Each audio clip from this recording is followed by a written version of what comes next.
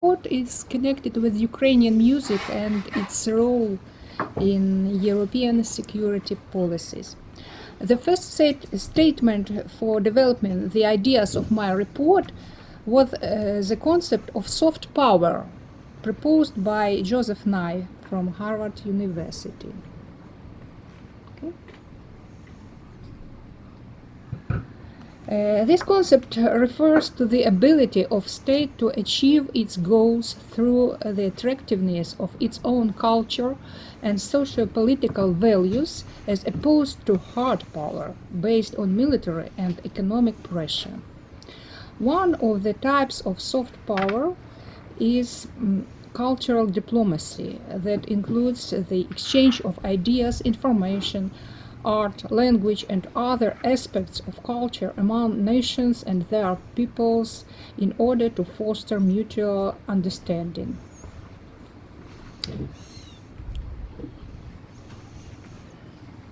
The second statement of my report is identity as a basis for international policy. Ukrainian national identity focused on European values such as democracy, the rule of law, and human rights, has influenced European security policies. The conflict between pro-European and pro-Russian forces in Ukraine highlighted the importance of national sovereignty and regional stability.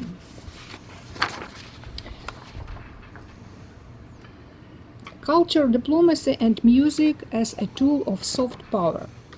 Ukrainian music, deeply rooted in its national identity, serves as an instrument of cultural diplomacy, promoting the country's image abroad and reinforcing alliances with European nations. 2019 marked the 100th anniversary of Ukraine's cultural diplomacy on the occasion of the creation of start of a foreign tour of the Ukrainian Republican Choir under the direction of conductor Alexander Koshits. The tours of the Ukrainian Choir as a representative state institution of the Ukrainian People's Republic were initiated by the head of the directory, Simon Petlura, with the aim of countering Russian propaganda and promoting Ukrainian culture and independence in Europe. Supported by the official institutions, it became the first cultural diplomacy project in the history of modern Ukraine. It was thanks to this tour that the world first heard Ukrainian folk songs, especially Shchedrik. You know it as Carol of the Bells, arranged by Mykola Leontovich, and Ukrainian culture and the state prestige of Ukraine gained positive resonance in 17 countries around the world.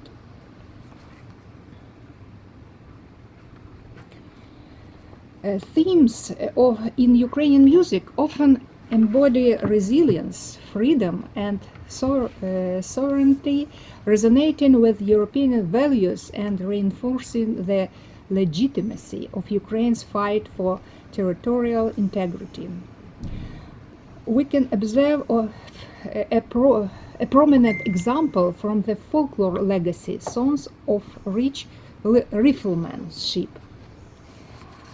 This is a cycle of Ukrainian songs of various genres, both literary and folk, united by ideological and thematic features, which reflected the heroic stages of the national liberation struggle of the Ukrainian people during the First World War, the Ukrainian-Polish and the Ukrainian anti-Bolshevik wars. They arose mainly among the siege riflemen, who were soldiers of the Ukrainian siege riflemen legion, and organically entered the song repertoire of the rural and urban population in the post-war period. One of these songs, Ой у лузі червона калина, or The Red Viburnum in the Meadow, became again very popular at the beginning of the war in Ukraine in modern times. Unique performance of it was realized by Andriy Khlivnyuk, a frontman of the group Boombox, with combining of rock instrumental interpretation by Pink Floyd and David Gilmour's guitar improvisation. Ukrainian music fosters national cohesion and unity, vital for maintaining internal stability, which in turn supports broader European security interests. For instance, Ukrainian Fantasy for Violin, Viola and Symphony Orchestra by Alla Sirenko, Ukrainian composer who is based in the UK, manifests such features. The artistic concept of the work is based on Sirenko's desire to show the unity and indivisibility of Ukraine in all its richness and uniqueness of regional differences, reproducing the Ukrainian music characteristics of both its eastern and western regions and weaving into the middle section some melodies of Crimean Tatar origin, the composer aptly achieves her goals. Ukrainian musicians and compositions have become symbols of resistance to external aggression, rallying international support and influencing European security policies towards Ukraine. For example, the symphony diptych titled The Revolution of Dignity by Alexander Yakovchuk, comprising two one-movement symphonies, Maidan and The Unconquered. These works were composed in response to the interconnected events in the recent history of Ukraine. I mean the Euromaidan protests and the subsequent anti-terrorist operation in the east of Ukraine, which took place from April to August 2014.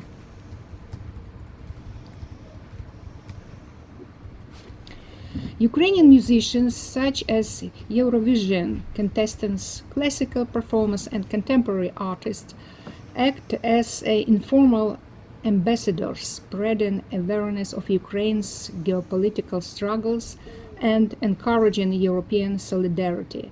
I would give a great example here regarding the history of Ukraine's participation in Eurovision. Ukraine has won the contest 3 times. Ruslana, Jamala and Kalush Orchestra. Jamala's song was written about the genocide of the Crimean Tatars, which occurred in 1944. It was a reminder to the world of the historical events taking place on the territory of Ukraine and an emphasis on the need for peace and mutual understanding between peoples.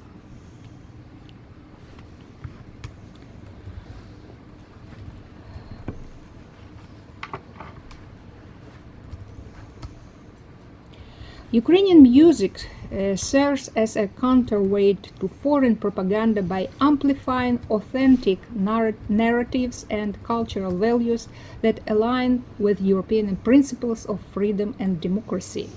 Examples include recent tours with Ukrainian repertoire by the National Symphony Orchestra of Ukraine in the UK and the Lviv Philharmonic Orchestra in Germany, a violin player Bogdana Pivnenko's concerts in Cambridge and London, the Silvestro Music Festival in Oxford, and the academic conference Ukrainian Music Beyond Borders, a study of its reception before and after 2014 at Sorbonne. One of the often performed pieces was We Are, sometimes called We Do Exist by Yuri Shevchenko. Its concept was explained by the composer. This is a paraphrase on the theme of the national anthem of Ukraine. I remember that after singing the anthem with everyone on a cold winter evening on the Maidan during the Revolution of Dignity, I went home and wrote the score in a couple of hours. I wanted our hymn to sound like a quiet and bright prayer for Ukraine to the whole world. Ukrainian music unites diaspora communities across Europe, creating networks of influence that advocate for stronger security and support measures for Ukraine. An important example is represented by the activity of the Ukrainian Institute of America, founded in 1948. Since 2010, a violin player, Solomia Ivahiv, as a music director, has been organizing classical music concert series promoting Ukrainian music heritage. The Ukrainian Cultural Association in the UK, founded by a composer Alla Sirenko in 2020, initiated a series of Spirit of Ukraine concerts to support children's hospitals in Lviv and Kyiv, showcasing Ukraine's music, traditions, and history. Ukrainian participation in European music festivals and cultural exchanges strengthens transnational ties, indirectly supporting security by fostering mutual understanding and cooperation. For example, the performance of Bogdana Frolyak composition Let There Be Light by the BBC Orchestra at the opening of the Proms Festival in 2023 confirms the obvious fact that Ukraine established itself as a significant player in international relations. Songs commemorating historical events like the Holodomor or the Euromaidan protests shape collective memory and inform European perspectives on Ukraine's place in the geopolitical landscape. The song Pливе кача по Тисині is one of the symbols of the tragic events of the Maidan. Its melody is recognized from the very first notes, instantly transporting us to the days when Maidan and all of Ukraine bid farewell to the heavenly hundred, the fallen heroes of the revolution. Some seconds from this, I'll try if it would be play for this. Well, we can always try.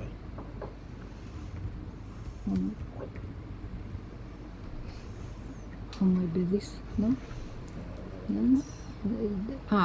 Because it doesn't want. Without internet, it can't. I should be connected.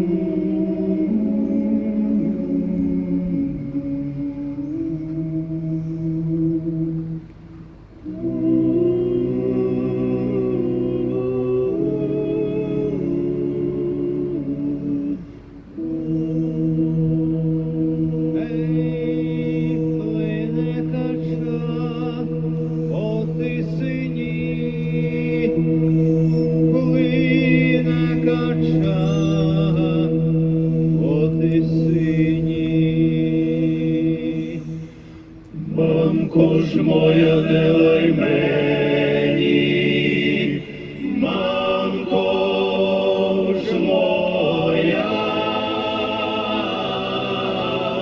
не лай мені. Ей, залаєш ми в злу годину, залаєш ми в злу годину. Сам не знаю, де погину, сам не знаю, де погину. Ей, погину я в чужім. Okay. And next.